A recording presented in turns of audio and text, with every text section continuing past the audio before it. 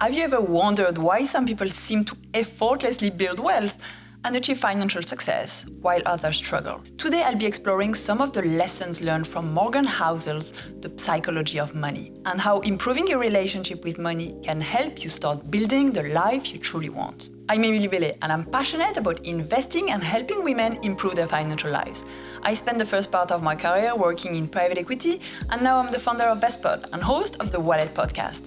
On this channel, I document what I learned about investing and personal finance, and my primary goal is always to answer your most burning questions about money. Money has little to do with how smart you are, but rather it's all about your mindset. Instead of just focusing on financial formulas and ratios, Housel shows how our own behaviors and attitudes towards money play a crucial role in our financial success. With 20 insightful stories, he explores how these soft skills can help us make better financial decisions and build long-term wealth. I invite you to read the book, but I selected my top 4 lessons from it. Let's dive in. Wealth is what you don't see. I agree that true wealth isn't about material possessions. It's about the things we can't see, like financial security, freedom, and peace of mind. Generally, we tend to define success based on our consumption and the accumulation of visible symbols of success, like big houses, expensive cars, and designer bags. Social media certainly doesn't help with all these comparisons. While material things may provide a temporary sense of happiness and status, they don't lead to long-term fulfillment or financial well-being or happiness. True wealth lies in things that aren't immediately visible to others, but that still have a big impact on our quality of life. For example, having savings, being debt-free, feeling like you have a purpose in life, a fulfilling career or passion project, or having good relationship with loved ones.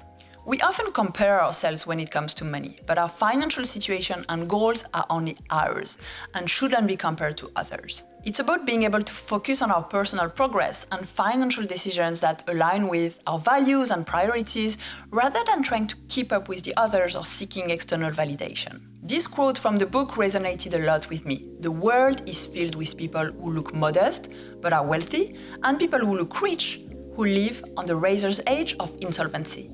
Keep this in mind when quickly judging other people's success and setting your own goals. Money should not be viewed as the end goal, but rather a means to an end. It is a tool that can help us achieve our goals and values in life. The value of money is in the control it can give us over our time. By shifting our focus towards what truly matters, we can use money as a tool to create a life that aligns with our values and brings us happiness. By putting aside ego and focusing on building wealth, you can use money to gain control over your time. Saving money provides an advantage in various aspects of life. Morgan Housel argues that saving is an edge in an unpredictable world where it provides us with a financial cushion. Life is not predictable. We may lose our job, we may have a healthcare issue, or face an unexpected expense. So having an emergency fund is a good idea, as it will help you avoid getting into debt and feeling stressed about unexpected expenses. Saving money can also give us a sense of control. It can also help us achieve our goals, like starting a business, taking a trip to a dream destination, or paying for your kids' education. You may feel like focusing on saving restricts you or makes you not live your life fully in the present, but saving for the long term is important, as building a nest egg of savings is essential for achieving financial independence, which is a brilliant thing to have. Saving for the long term doesn't have to be a sacrifice or a burden. Remember to always have a fun fund or to spend on yourself too. If you restrict your spending too much, you'll end up resentful. Wealth is just the accumulated leftovers after you spend what you take in. And since you can build wealth without a high income, but have no chance of building wealth without a high saving rate, it's clear which one matters more. Saving is an edge in an unpredictable world because it allows you to build resilience, reduce anxiety, and achieve goals or new opportunities. The power of compounding. In chapter 4 of the book, Housel discusses the power of compounding as a key factor in building wealth over time. Compounding is the process of earning interest on top of interest over a long period of time. It's like a snowball rolling down a hill, growing bigger and bigger. The power of compounding cannot be overstated, and I try to apply this principle to learning and doing, where consistent effort over time can lead to significant progress and growth. Housel uses the example of a glacier during the last ice age to illustrate how compounding works in investing.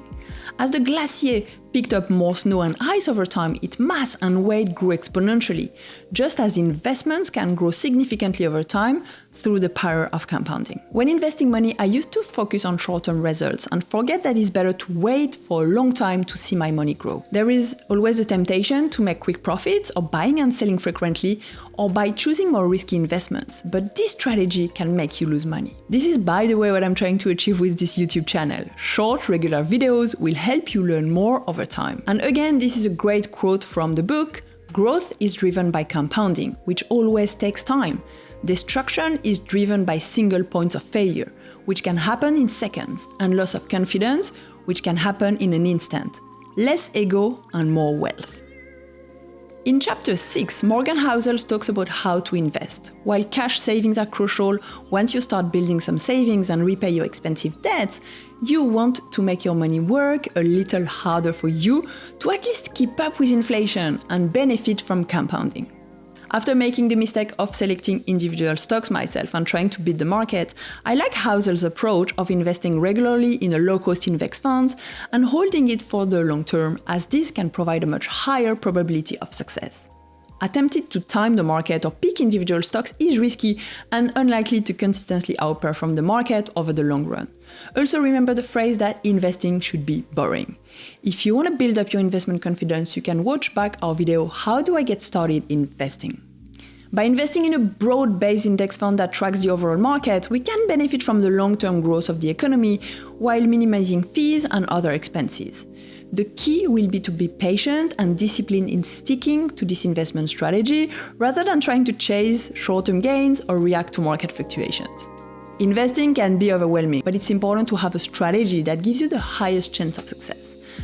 For most people, that means investing in a low-cost index fund and not trying to beat the market. Most good investing isn't about making great decisions. It's about consistently not screwing up. Decent returns for a very long time generates incredible results. Financial success is not a one-size-fits-all proposition. What works for one person may not work for another. And it's important to find a financial approach that aligns with your values and goals. But the ultimate goal is to achieve financial security and peace of mind. That's why it's crucial to prioritize your long-term goals. Stay consistent in your savings and investment habits, and avoid comparing yourself to others.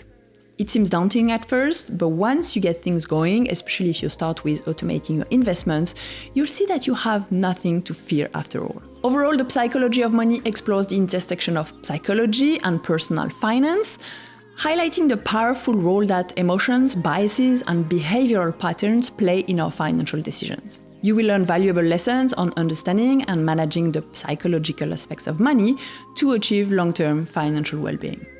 Thanks for watching. If you enjoyed this video, make sure to subscribe to our channel for weekly money and investing tips. Ask your questions below, and see you next week.